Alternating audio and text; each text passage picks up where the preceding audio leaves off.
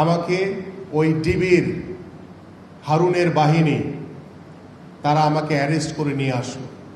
Arrest করে নিয়ে এসে আমাকে দীর্ঘ 13 দিন তেসরা আগস্ট পর্যন্তের কথা বলছি আমি।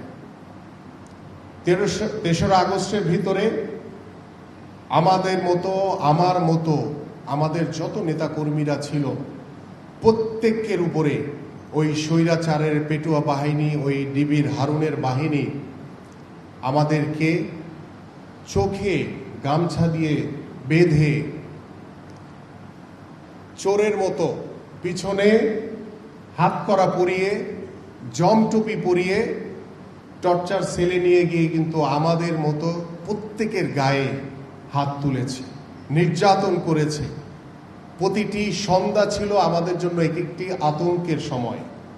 আমি এই কথাগুলো বলার উদ্দেশ্য হচ্ছে, আজকে যারা জুলাই বলতে বলতে গলা শুকিয়ে ফেলছে, বুকে ফেনা তুলে ফেলছে, আমার নিজের চোখে দেখা এই যে সার্জিস, এই হাসনাত, আজকে সে সংসদে গেছে, আমরা তাদেরকে ওয়েলকাম করেছি।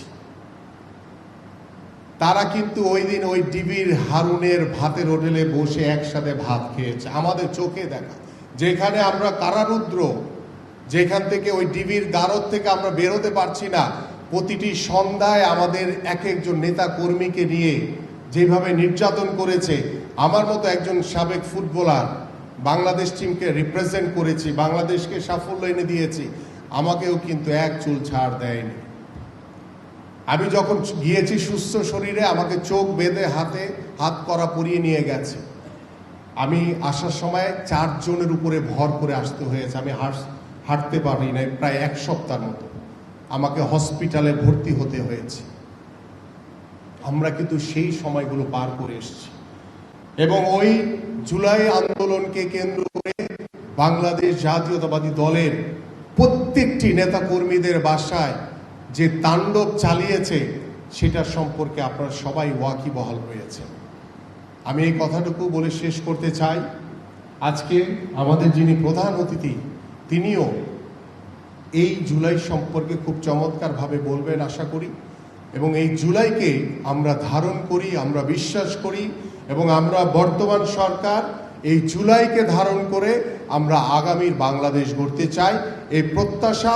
এবং আমি আমার যারা যুবক এবং যুব নারী যারা রয়েছে, আগামীর প্রজন্ম যারা রয়েছে, যারা এই জুলাই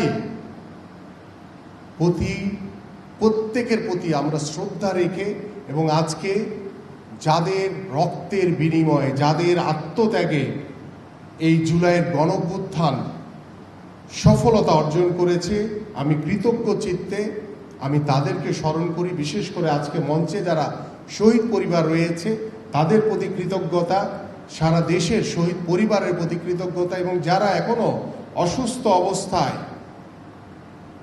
পঙ্গুত্ব বরণ করে বিভিন্নভাবে অসহায় অবস্থায় রয়েছে, আমরা তাদের প্রতি কৃতজ্ঞতা প্রকাশ করছি।